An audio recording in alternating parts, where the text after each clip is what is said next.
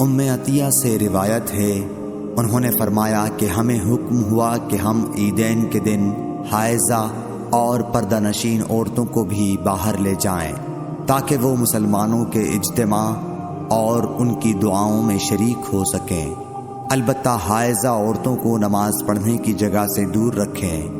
ایک عورت نے کہا، یا رسول اللہ، ہم میں بعض عورتیں ایسی بھی ہوتی ہیں جن کے پاس پردہ کرنے کے لیے چادر نہیں ہوتی۔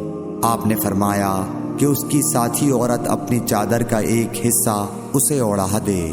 اور عبداللہ بن رجاء نے کہا، ہم سے عمران قطان نے بیان کیا، کہا ہم سے محمد بن سیرین نے، کہا ہم سے عطیہ نے، میں نے حضرت صلی اللہ علیہ وسلم سے سنا اور یہی حدیث بیان کی۔